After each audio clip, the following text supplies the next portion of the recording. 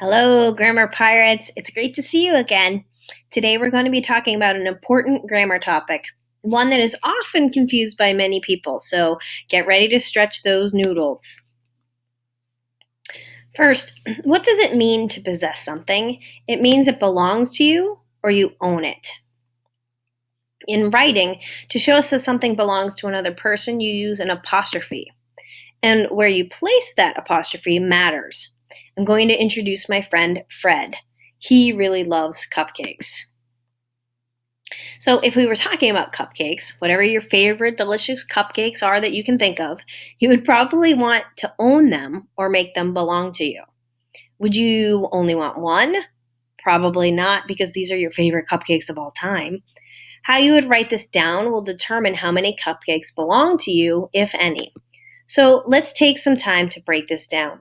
The punctuation matters. Do you have an apostrophe? And if you do, where does it go? So let's say your name is Fred and you love chocolate cupcakes. Someone made you a dozen cupcakes just for you. That's 12. How can we show that the cupcakes belong to you and there are a bunch of them? The apostrophe, of course. The apostrophe attaches to the who of ownership. We have one Fred, and all of the cupcakes belong to him. Do the cupcakes own anything? No. No apostrophes with cupcakes. That is a plural noun, meaning we have more than one of them. So there we go. We have Fred's cupcakes.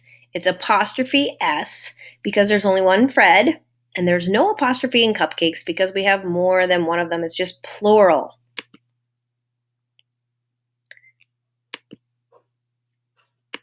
There you go. And there's your possessive nouns. So that's the difference. If you possess something, you own something. If it's plural, you have more than one of something. So let's focus more on the phrase Fred's cupcakes. The apostrophe does what? That's right, it shows ownership. Who owns what? Fred owns the cupcakes. How many friends do we have? And this is where the apostrophe really is important. It tells us how many owners there are. So it's apostrophe S because there's only one owner.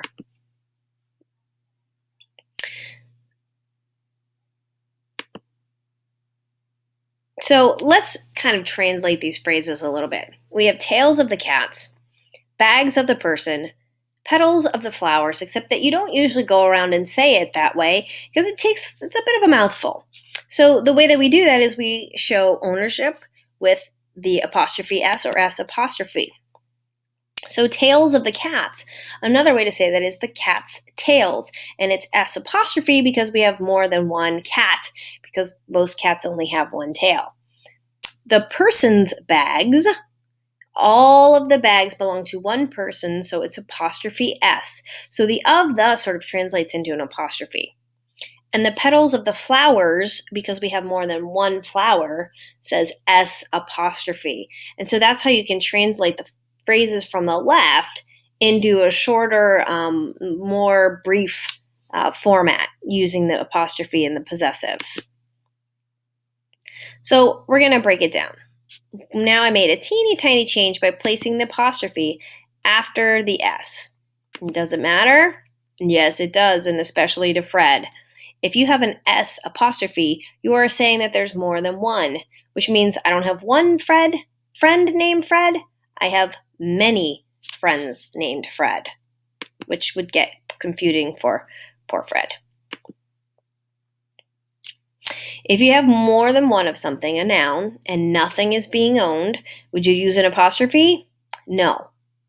If it's a regular noun, you would just add the regular morpheme S or ES onto the word. Let's take our example again, Fred's cupcakes. Do the cupcakes own anything? Nope. Is there more than one? Yes, and that is why we added an S to the noun. Let's start to practice with these a bit. The words around or context clues in a sentence are just as important as the other words to help you get ready to figure out where to place an apostrophe, if at all. So we're going to go through these, and what you're going to want to do is write down the possessive word, the possessive noun, with the appropriate punctuation mark. So let's start with number 1. Fred's books are on the floor. Number 2. My friends' classes were all in other hallways, so I couldn't see them until lunch. And number 3, the team's coach were going down before the game. All right, so here are the answers. So we're going to also look at the things here, and I think I just made a boo-boo, so we'll work on that. Fred's books are on the floor. We'd have only one Fred. Now, my friends' classes were all in other hallways, so I couldn't see them until lunch. Them gives me a hint that it's more than one friend I'm referring to. Now, on number 3, you could have done it either way because I had a typo in the last one. But if in this one, if you notice, I have was going, so then it would be there's only one coach. But if I had it before in the practice, it said we're going, which implies that there's more than one. So in that sentence, if you had it either direction, that would be okay. So let's practice a little bit more with these. The children's teacher was taking attendance. Remember to look at the context clues of the entire sentence. Number 2, 12 caterpillars' hats were seen on the table. And number 3, my sister's friend was calling her on the phone. Again, I underlined some context, which if you also notice actually happens to also be step 1 in Grammar Pirates land. Step 1 is, that's right, underline the verb. But step 2 is draw the mast, which separates the subject from the predicate, and a clause, not the Santa, has a subject and a predicate. Always good to remember those. So it's the children's teacher, even though there's more than one, because it's an irregular noun, we know it is more than one because of the way the word is something different. So it's still an apostrophe S, even though we know there's more than one. So those are the ones you have to pay attention to, those irregular nouns. 12 caterpillars' hats were seen on the table. So since there are 12, we can assume that there's more than one caterpillar. And number 3, my sister's friend was calling her on the phone. My sister's friend was calling.